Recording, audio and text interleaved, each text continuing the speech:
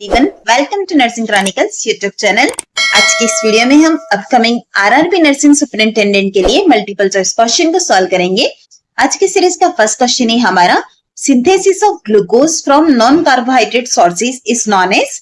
Glucose का synthesis होता है फ्रॉम नॉन कार्बोहाइड्रेट सोर्सेज, तो वो क्या कहलाता है? Option A glycolysis, option B glycogenesis, option C gluconeogenesis, option D glycogenolysis. Right answer है हमारा यहाँ पर ऑप्शन सी ग्लूकोनियोजेनेसिस। यहाँ पर नियो मतलब न्यू, जेनेसिस मतलब फॉर्मेशन, मतलब कि synthesis of glucose from non carbohydrate sources हमारा कहलाता है ग्लूकोनियोजेनेसिस। सबसे फर्स्ट हमें दिया गया है ग्लाइकोलाइसिस। ग्लाइकोलाइसिस का मतलब होता है ग्लूकोज का ब्रेकडाउन। सेकेंड हमें दिया गया है glycogenesis, synthesis of glycogen from glucose. और लास्ट है हमारा ग्लाइकोजिनोलाइसिस, मतलब breakdown of glycogen to glucose. Next question ये हमारा, UIP plus mainly focuses on. UIP plus का मेनली फोकस किस पर है? Option A only child immunisation, option B only antenatal checkups, option C immunisation along with other maternal and child health services, option D treatment of disease. Right answer है हमारा यहाँ पर option C immunisation along with other maternal and child health services. UIP आपने पढ़ा होगा, universal immunisation programme, जिसका main focus immunisation पर होता है। लेकिन हमें यहाँ पर जो टर्म दी गई है वो है हमारी यूआईपी प्लस। चलिए यूआईपी प्लस के बारे में भी जान लेते हैं। यूआईपी प्लस के अंदर क्या होता है? इम्यूनाइजेशन तो होता ही, साथ ही साथ मैटरनल और चाइल्ड हेल्थ सर्विसेज भी इंक्लूड होती है। यूआईपी प्लस का मेन गोल होता है reduce IMR and MMR, maternal mortality rate and infant mortality rate. अब बात आती है कि आप इसे डिलीवर किस तरह से करेंगे। कम्युनिटी हेल्थ वर्कर्स के द्वारा इसे डिलीवर किया जाता है, पर इसका जो मेन फोकस होता है वो होता है हमारा प्रिवेंटिव केयर का। नेक्स्ट क्वेश्चन है हमारा, extra pyramidal symptoms are treated with. Extra pyramidal symptoms को किसके द्वारा ट्रीट किया जाता है? Option A benzodiazepines, option B anticholinergics like benztropine, option C beta blockers, option D SSRI यानी कि selective serotonin reuptake inhibitors. Right answer होगा हमारा यहाँ पर option B anticholinergics like benztropine. अगर हम बात करते हैं ईपीएस यानी कि एक्स्ट्रा पैरामिडल सिम्टम की, तो यह मेनली एंटीसाइकोटिक मेडिकेशंस की वजह से होते हैं, और स्पेशली जो हमारी फर्स्ट जनरेशन की एंटीसाइकोटिक होती है जैसे कि हेलोपेरिडोल या फिर क्लोरप्रोमाजिन, तो वहां पर हमें ईपीएस देखने को मिलता है। और अगर हमें इस एक्स्ट्रा पैरामिडल सिम्टम्स को ट्रीट करना है तो उसके लिए जो मेडिकेशन यूज में ली जाती है वो है हमारी एंटीकोलिनर्जिक लाइक बेंजट्रोपिन। अब हम बात करते हैं कि यह एंटीकोलिनर्जिक किस तरह से यूज में आएगी। यह क्या करती है? ब्लॉक करती है एसिटाइल कोलिन को, साथ ही साथ रिस्टोर करती है डोपामिन एसिटाइल कोलिन के बैलेंस को, और फिर हमारा रिलीव होता है ईपीएस यानी कि extra pyramidal symptom, specially dystonia और पार्किंसनिज्म के जो सिम्टम्स होते हैं वो रिलीव होते हैं। नेक्स्ट क्वेश्चन ही हमारा, narcolepsy is characterised by. Narcolepsy का नीचे दिए गए चार ऑप्शन में से कौन सा कैरेक्टरिस्टिक होगा? Option A difficulty falling asleep, option B sudden attacks of sleep during the day, option C nightmares, option D early morning awakening. Right answer है हमारा यहाँ पर option B sudden attacks of sleep during. चलिए narcolepsy क्या है वो भी हम देख लेते हैं। Narcolepsy causes uncontrollable daytime sleep episodes even during activities such as talking, eating और वर्किंग। नेक्रोलेप्सी के अंदर क्या होता है?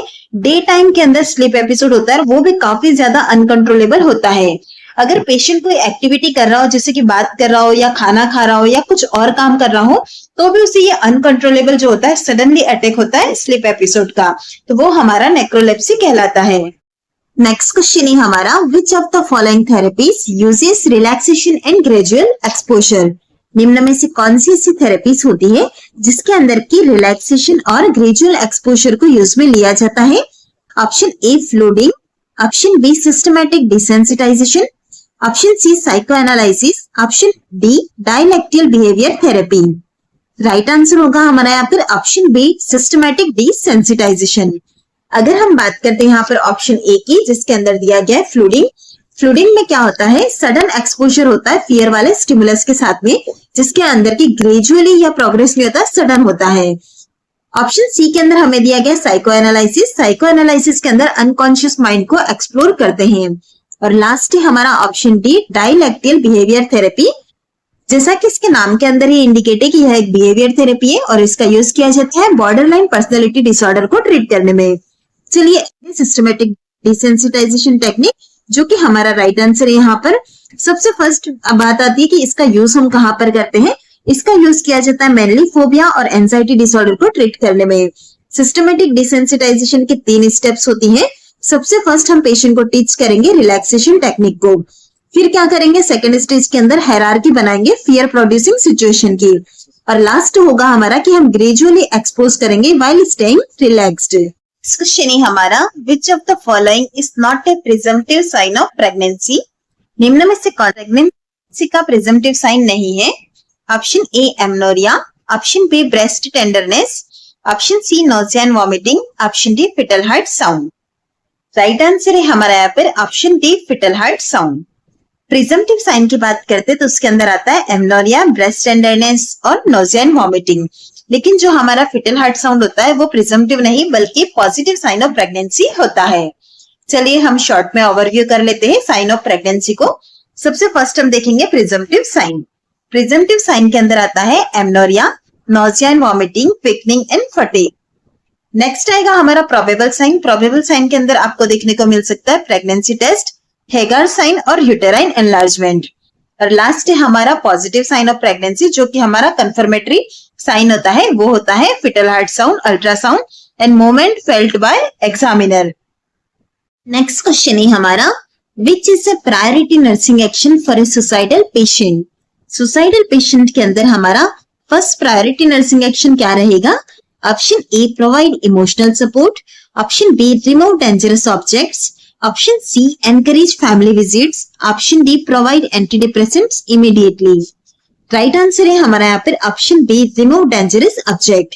अगर हमारे पास पेशेंट है सुसाइडल केस वाला तो वहां पर आपकी सबसे फर्स्ट मेन प्रायोरिटी जो होगी वो होगी सेफ्टी। और सेफ्टी आप किस तरह से प्रोवाइड करेंगे, हमें सबसे पहले जो भी डेंजरस ऑब्जेक्ट है जिससे कि पेशेंट खुद को हार्म कर सकता है उसे रिमूव करना होगा। तो इस तरह से option B remove dangerous object right answer होगा। नेक्स्ट क्वेश्चन ही हमारा, a newborn has an Apgar score of 2 at 1 minute, what is the priority action. एक न्यूबॉर्न का अपगार स्कोर जो है वो हमें दिया गया है 2 है 1 मिनट पर। तो यहाँ पर हमारा नीचे दिए गए चारों ऑप्शन में से प्रायोरिटी एक्शन क्या होगा।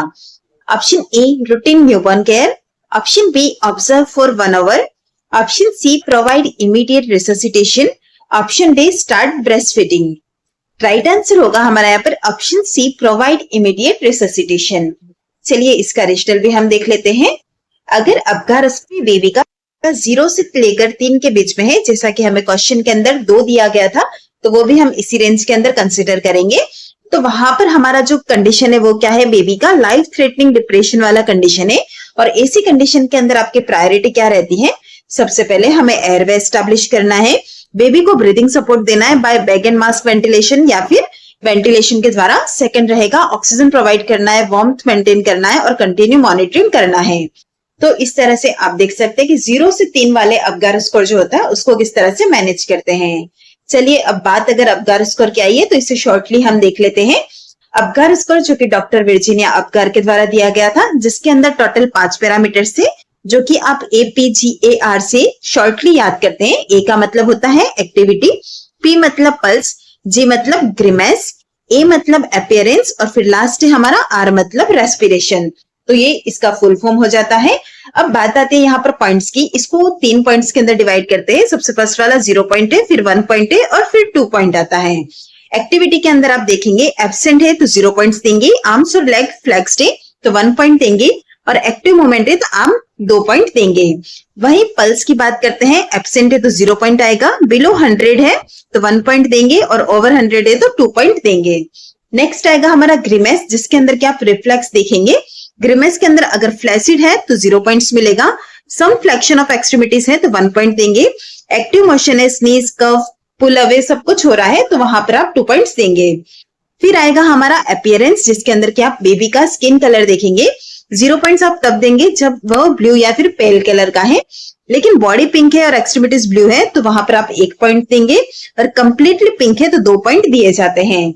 लास्ट है हमारा रेस्पिरेशन, जिसके अंदर की अगर एब्सेंट है तो 0 पॉइंट देना है, स्लो और इरेगुलर है तो 1 पॉइंट देंगे, और विगोरस क्राई है तो 2 पॉइंट दिए जाते हैं। तो इस तरह से यह तीनों पॉइंट्स जो होते हैं वो इन 5 पैरामीटर्स के अकॉर्डिंग दिए जाते हैं। अब बात आती है कि इनका जो टोटल होता है उसको आप किस तरह से देखेंगे। अगर आप यहाँ पर जो पॉइंट्स देते हैं उसका जो टोटल होगा उसको आप इस टेबल के द्वारा देख सकते हैं। अगर ये 0 से 3 के बीच में है मतलब कि बेबी सिवियरली डिप्रेस्ड है, अगर 4 to 6 के बीच में मतलब मॉडरेटली डिप्रेस्ड है, और 7 to 10 है मतलब एक्सीलेंट कंडीशन है।